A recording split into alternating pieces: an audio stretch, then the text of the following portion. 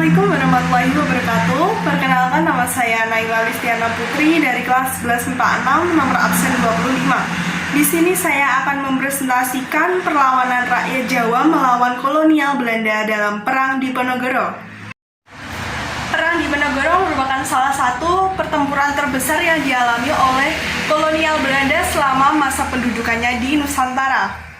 Perang Diponegoro terjadi selama 5 tahun, yakni pada tahun 1825 sampai 1830. Perang Diponegoro dilatar belakangi oleh berbagai hal, salah satunya yaitu campur tangan kolonial Belanda dalam urusan kerajaan yang menempatkan pribumi sebagai objek pemerasan.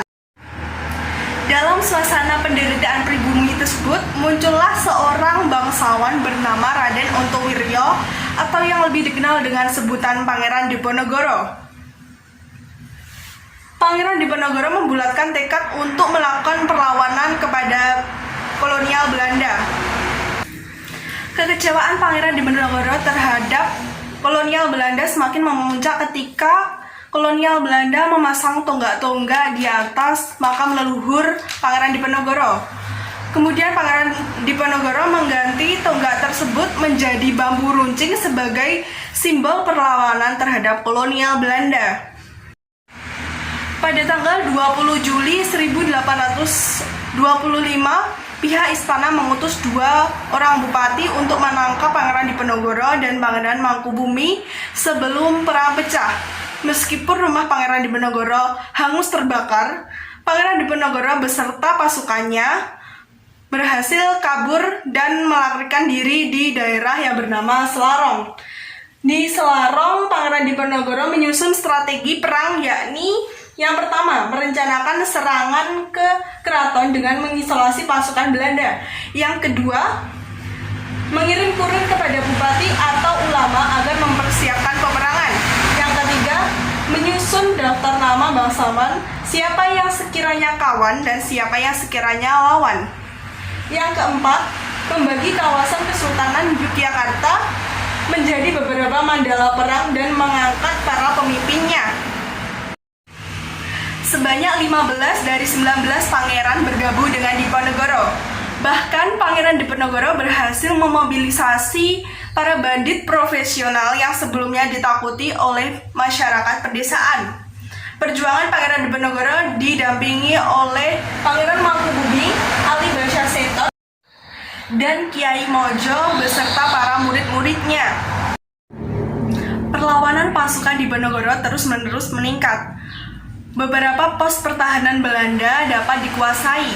Mengetahui hal tersebut, Belanda tidak hanya diam saja. Tentu saja Belanda juga berusaha menghancurkan pos-pos pertahanan Pangeran Diponegoro.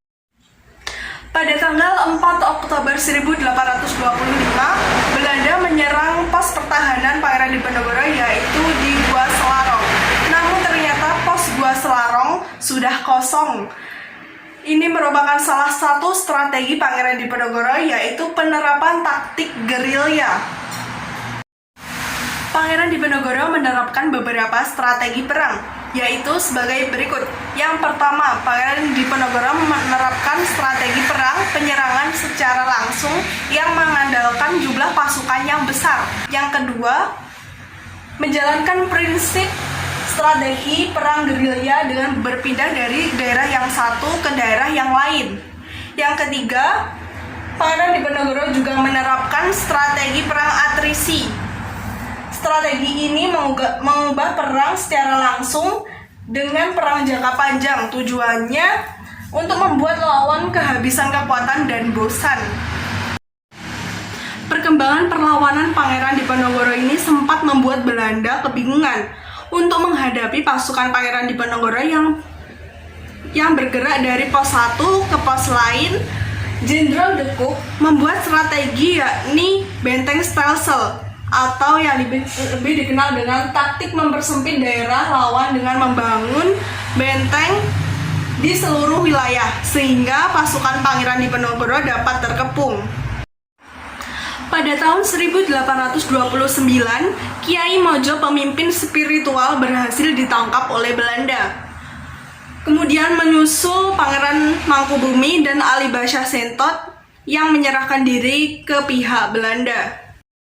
Pada tanggal 28 Maret 1830, pasukan Jenderal De Cook berhasil mengepung pasukan Pangeran Diponegoro di Magelang. Di sana Pangeran Diponegoro berhasil menyerahkan diri dengan syarat sisa pasukannya dilepaskan atau dibebaskan. Sikap tersebut merupakan wujud dari rela berkorban seorang pemimpin.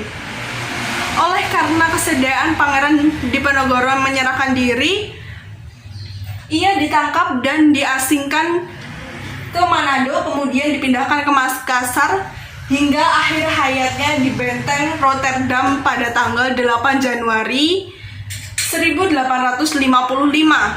Berikut merupakan gambar dari penangkapan Pangeran Diponegoro.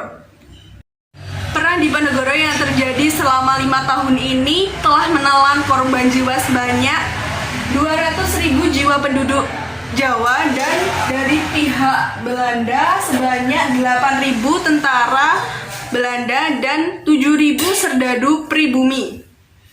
Akhir perang ini menegaskan penguasaan Belanda di atas Pulau Jawa. Sekian presentasi dari saya mengenai strategi perlawanan rakyat tanah Jawa melawan kolonial Belanda dalam Perang Diponegoro. Terima kasih. Wassalamualaikum warahmatullahi wabarakatuh.